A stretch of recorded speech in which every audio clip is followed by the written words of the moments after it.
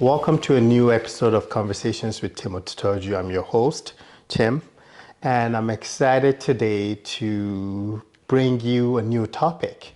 And today's topic is going to be about minimalism. That is a lifestyle focused on intentionally simplifying your life, reducing material possessions, and prioritizing truly whatever adds value to your life. So today I have my guest with me, Jessica Dunn. She's, I think, 15 years in real estate. Yeah, celebrating 15 this year. Wow. This year is my 13th. Oh, there you go. Yeah. It's been a long time, hasn't it? It feels like a lifetime ago when I started. Yes. Yeah. So right now you're the listing specialist with JC Realty. And through that, you help people beautify their homes to get it ready. And along that journey, you found minimalism, and that has changed your whole perspective on things. Yes, absolutely. Thanks for having me on, Tim. Hey, no worries. And yeah, it's been kind of a crazy journey this last few years, especially. I became a part of the JC Realty team 6 years ago about. Yeah. And yeah, that's my sole purpose there, is to be the listing specialist. Do the marketing, I do client care, and of course, staging and decluttering is a huge piece of that. Yes. I've helped hundreds of people over the years get their houses ready for the market. And like you've been in hundreds of homes as well. Yes. You've been there. I think you could probably agree that most of us have too much stuff. Well, always. So when we're getting the Always. houses ready, I feel like people, when I come in and help them with it, and get it ready for picture day. And they're like, why haven't I been living like this entire time, right? And alongside that, I was kind of going through my own stuff when being a very busy parent, not being in the present moment, feeling very always on the go and never really on task, because you're always rushing to the next thing and next thing. That's true. Yep. And yeah, so that's kind of how it kind of all started with At Home with Jess, and became like a little bit more of a bigger topic, is because I saw the need from our clients and everybody else that I've been through in their homes, where I felt like we could use a lesson in minimalism and how it's impacted my life, and kind of just want to spread the word. Nice. That is amazing. So now I see that you do public speaking and you do seminars, and to get people there, right? To help people realize what you've realized in your life. Yeah, I started that last year, just kind of on the side a little bit. Last year was kind of an insane year for real estate, so I didn't get a whole lot of chance to do it because we were so busy. But during COVID, that was kind of my only outlet, was to get on Zoom and do social media content and to get the word out that way. And so that kind of birthed my e-courses. I have some courses online that you can take from your bed in your pajamas with your spouse if you want to, or and it goes from everything from the kitchen to the playroom to your home office. So yeah, it's been quite a crazy journey, and I feel like when I did my first conference last year, I felt super connected with people in a way that I haven't in a long time since before COVID. And I'm like, I need to get on the stage more and get this out, because I found this message resonated with so many people. And I had so many people coming up to me saying, oh my God, I need this in my life. And I can't believe that, I felt like everything you were saying was me, and I need to try this. So it was really powerful to see that happen. And I thought, well, maybe we should keep going with this. That's amazing. Yeah. On our podcast, we always talk about taking your passion and turning your passion into a business that can help other people. How did you figure that people need this? Because I see a lot of people and I meet a lot of people, and we all just collect stuff. Yeah. And just have so much stuff. Right. And you doing pretty much the opposite of what everybody does, and it's become something that people have found that they need in their lives. How did you realize that this is truly something? So yeah, I'll take you back to the day where it kind of really hit me at home. I remember I was rushing around trying to get my oldest to dance one night. Lee and I, my husband and I, were both working late, rushing around the house, and I had to get them fed. And I opened the kitchen fridge, and boom, a pungent smell hits me like something is rotting and dying in my fridge. And I like was trying to go through it, grab the garbage can, and I started throwing away food. That's money. And yeah, that's exactly it. I was literally equating the amount of food that we hadn't even opened yet. Oh no. Going straight into the garbage can. And I like equated that with the dollar bills. It was like the metaphor of where like all of this stuff we're wasting. And my girls were watching this as if it was like a normal thing. And that's where I got physically sick. Like not because of the smell, but like I was just sick to see that like my girls were watching this like this was no big deal, especially in a city where we live in, where food scarcity is such a massive issue in our city. And just to think that I'm just like wasting tons of money, throwing it in the garbage and not even realizing it. Like we're such on autopilot that I just craved simplicity, and not just at home, but everywhere in my life. Yeah. And so that's where it started. I started in the kitchen, and I just like did a full audit on my whole house of like, what do I really need? Why am I holding on to things? How am I teaching my girls to be grateful and have an attitude of gratitude, I guess, of the things they do have, and just being more aware of what I'm bringing into the home too. Wow. It's so powerful. We were always so taught to consume, and get the bigger, better thing. And where I'm kind of like dialing it backwards, where I find like, no, the things that we need the most is human connection, relationships, and just the simplicity of enjoying one's company. Like that's more in value to me than buying another new car, right? That is so true. So that was like, I need to teach my girls this. That was the biggest thing. And I'm like, if I can teach my girls this, I could probably teach other people to do it too. That is so true. So that was like where it started. Yeah. You know, my son just had his birthday just a few days ago. And before his birthday, we asked him, we said, what do you want for your birthday? And normally it's like, I want this toy, I want that toy, because house just full of toys. Right. And he said to me, you know, no, Dad, I have everything. I actually don't really want anything for my birthday. I just want to have a sleepover with my friends. Perfect. And when he said that, it just so happened that like a couple hours later, I was on your site and you had posted something, and I was like, wait a minute, this is kind of what this kid is talking about. Right? I think I'm getting it now. Yeah. So minimalism, I guess living less, right? With Jess. Like I think your introduction was so perfect. Like that was like the perfect definition of it. Yeah. I always just say like, it's not about living with like 20 possessions. I think people have a really big misconception that you have to have very minimal things in your house. But what it really means is that you are living with things that you truly love and need and letting go of the rest.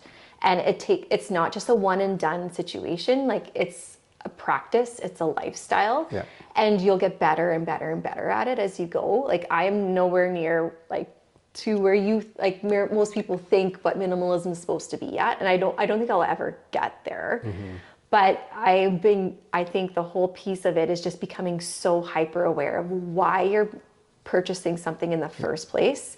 Are you trying to find happiness? Are you trying to fill a hole? Are you trying to feel a pain or a fear that you have?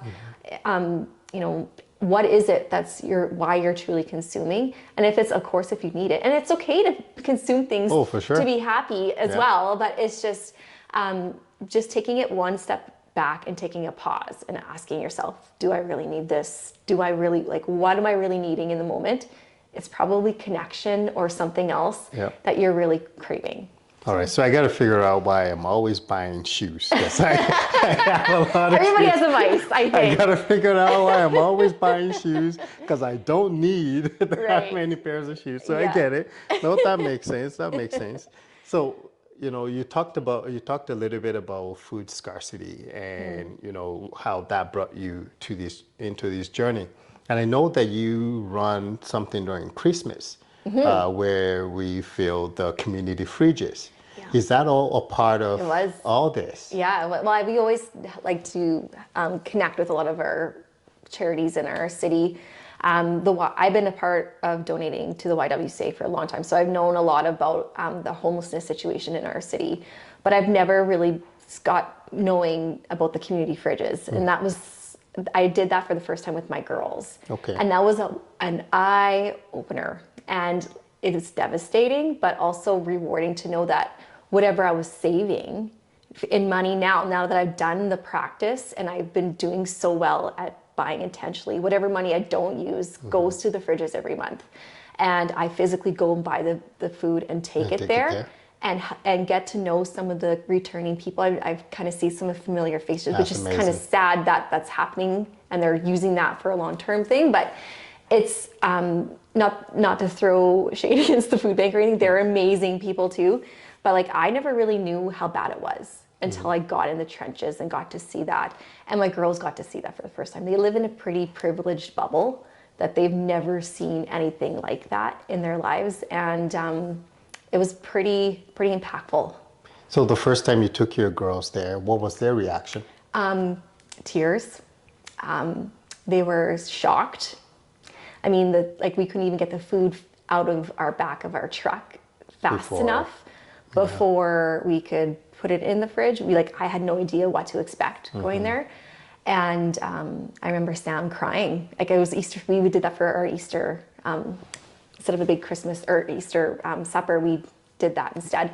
And yeah, she was crying. She's like, Mom, like it's all gone already. It was like within 2 minutes, it was gone in an instant. And I could be putting thousands and thousands of dollars there and it's gone. And it'd still be gone. Yeah. And that's how bad it is in our city right now. So just, it really made an impact on the girls because now that they know that, they're not always just tossing food in the garbage.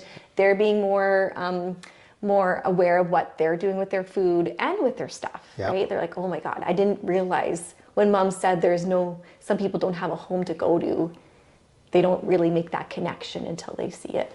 You know, like my kids, when they do their nighttime prayers, they always say, for those that don't have a shelter or food, provide shelter and things like that. But I don't truly know that they truly understand it, right? It's just something that they pray for, but I don't know that they truly understand it until you ran that challenge. Yeah. And the people from my office, we went and we bought a bunch, and I was showing them videos of it, and they were like, okay, so you put the food there and then people come to get it. I'm like, yeah, they do. And why? Why do they? They just go to the store. Because they don't have the same opportunities that you have, my boy, you know? And I think that they started to get it from there. Yeah. So I mean, I do see where that impact is there on the society. Yeah. But everybody also says that minimalism also has an impact on the environment. Yes. I'm trying to understand that. Okay. So maybe you can educate me. Sure. Well, I'll just give you an example of what just myself, I'll go tie it back to the food waste situation. I remember our garbage gets picked up every second week. And it would always be heaping over, family of 4, right? And once I started this journey, if you want to call it that, we still have tons of room in our garbage can. Now it's more like everything's in the recycling now, but it's just like the amount of food alone. If you just focus on one thing and focus on your food intake and what you're actually wasting, it was like massive. It reduced I'd say I reduced my food waste by half, which was massive. And then all the stuff that you are constantly bringing in comes with packaging, comes with garbage. And you could pretend it's going to you're not supposed to pretend, but it does go to the recycling. Some of it does, some of it goes in the garbage. We don't really know where it goes it gets after the bin.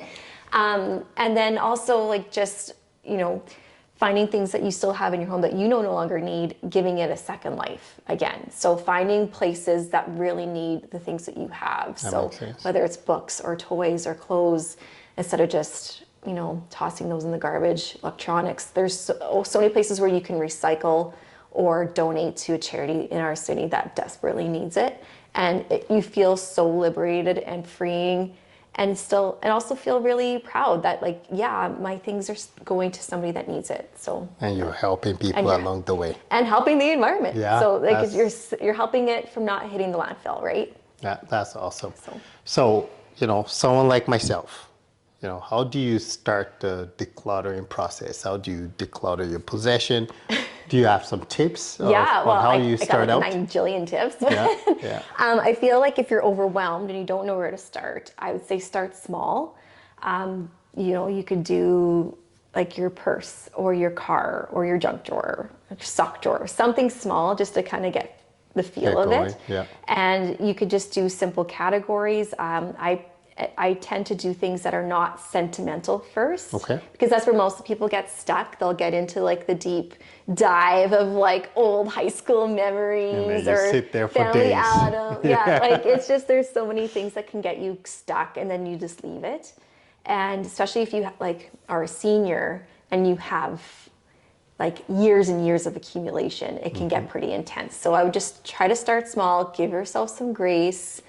And just do simple things like this is a sell, this is a donate, this is a keep, this is garbage, and then go from there. I would say like tackle your Tupperware drawer. That's a good place. They're always a mess. They're always Always. coffee cups collections. Yeah. That's always another big one. Linen closet, like just something like that you could tackle in an hour or two, because once you start to get going on it, it'll start to snowball because you'll get motivated to do more and more and more. That makes sense. As I was researching this topic so I can actually sound smart when I'm talking to you today. One thing that I heard about is that people that lead this lifestyle, they often say that it's helped with mental health. Yes. And mental health has been huge lately. Yes. It's been big before COVID, but I find even since COVID, it's been even bigger. I agree. So how does this help with mental health? Well, I would say for a parent, I feel like I actually physically feel clutter. Like I can feel the heaviness, the weight of it. Even if it's just like stuff on your counters or like the toys on the ground, I can feel all that. And it's because I'm equating it with the undone tasks that I have to complete yet too. So yes, I can feel the weight physically, and I also can feel it mentally. And in my home office or even at work, I can't really start my day if my environment around me is not clear. Because I feel like I need the physical space so I can have the mental space to problem solve, to be creative, to think outside the box. It reduces my stress significantly. Okay. So I think just to give yourself some clarity, and the only way you can do that, like you can organize your clutter, but it's gonna all go back. The only way to actually get better at that is just to reduce the amount of stuff you have in your home and in your office. No, that makes sense. I find when I go into the office or even my home office, there's always stuff on the table. Yeah. And the moment I get in, the first thing that goes through my mind is, oh, I really, really need to clean this up. And then that kind of sets the mood of my day, right? Sometimes I find I'm working on stuff, and then in the middle of it, I'm starting to clean up. I know, get sidetracked. And I'm like, oh, I got to do this. So I definitely see that, and just that weight being lifted off your shoulders. Yeah, absolutely. With it being a mechanism to reduce stress, so how do you incorporate this into your daily routine? Well, we need to have it at our house in order to be in survival mode in most of our cases, because we're so busy. If we don't have a simplistic life around us, it's just chaos at home. Mm-hmm. And my kids are coming home after a really busy day of school, and if they come home to a mess, their mental health is not good either. So what we try to do is just, again, if you own less, it's going to be easier to tidy. It's like a 5-minute tidy at night instead of 45 minutes and getting nowhere. You might see a dent through the Lego. I'll step on it. Yes, I find just setting myself up the night before is a really huge step too, just to prep and get prepared. And then, I feel like keeping on top of things, it's so much easier to do it when you have less stuff. It would take me 4 to 5 hours a weekend to clean my house before, and now it's less than half hour, 45 minutes. because it's so easy to clean now because I don't have half the stuff there to have to clean up. And I have a lot of family buy-in now too, where my kids are seeing, they are starting to see the lessons of it too, where they are taking care of their things better. That's so good. So that helps too, because I'm not doing it alone, where I feel like a lot of busy parents, especially moms, feel like they have to take that load on themselves to do. So that's another thing, is like just sharing the load and reducing the stuff on your plate and sharing it with the team, which is your family, to help out too. That makes sense. Well, it can't be all positives.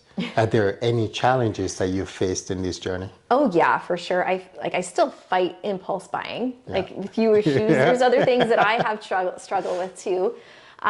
It's not just like, oh, this is all rainbows and butterflies, but I feel like I've never done one thing in my life that has impacted my entire well-being, whether it's financials, physical health, mental health, my spirituality. Like everything has been hit because I've practiced minimalism for the good. I guess the one thing is like I maybe really had to take a deep look at why I was buying things. Yeah. And that can be scary. Yeah. You know, like why are you really consuming? And I think that's like another, it's almost like a therapy session in itself, because you got to get real. Like, why are you really doing these things? You got to be honest with yourself. Yeah. Like, are you doing it because you want to keep up with the Joneses? Are you comparing yourself? Do you feel like you have to keep up an image? Is it, I feel shitty this day? Like, sorry, I don't know if I can swear in this, but like, why are the reasons why you keep on consuming? Yeah. And if you can figure out a way to take the shopping out and replace it with a healthier coping mechanism, whether it's getting grounded in nature, journaling, meditating, and reconnecting with friends, whatever it is, whatever you are using to consume to fix that void, try to find another coping mechanism to help you with that. So that got really deep in some time, definitely. And like, I guess another issue that we have too is just because I'm going through a minimalistic journey doesn't mean my husband is, doesn't mean my kids are. And even though I want to do it, and I hope they do it too, but I'm not going to push it on them either. This is something they're going to have to want to do. Otherwise they'll resent me and like maybe go the whole other opposite direction at some buying point. Everything. Yeah. Right. Yeah. No, that makes sense. Yeah. That makes sense. So then like, from what you've said though, like going through this journey, it's got benefits as well, physically, to the environment, mentally, things like that. What about relationships? I've read that, you know, minimalism is not just always about material things. It could be about relationships too, right? Limiting the amount of people that have a major impact on your life or your mental health and things like that. Have you found that your journey has taken you down that path? Like, do you mean you want to declutter the people in your lives? Is that what you're trying to say? Is this where you're trying to get to? Yes, absolutely. Like, I think when you become aware of what's important to you, you will quickly see a pattern or quickly see the people in your lives that are impacting it negatively. It'll become clear. It'll become, oh my goodness, I've been hanging out with this person and all she wants to do is gossip. Or I hang out with this person and all he does is party. Like, whatever it is, I think you will see a very clear thing. I mean, like there's a lot of toxic people in your life you don't even know, you don't even realize the impact, the negativity impact they're making on you until you actually go through this. That's true.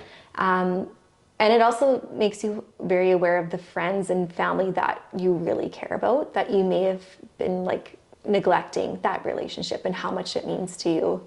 And so I see both sides of that for sure. And it just, like, again, minimalism is about keeping the people and the things in your life that you love and making them a priority.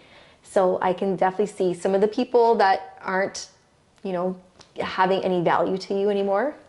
Maybe not just like cut off straight hard, but like you'll really start to see that there's probably a reason why you want to gravitate towards the people that provide you love and support and, you know, are always like a shining light and, for you, that like you just want to be, you're like a better person around them, kind of thing. That makes a lot of sense.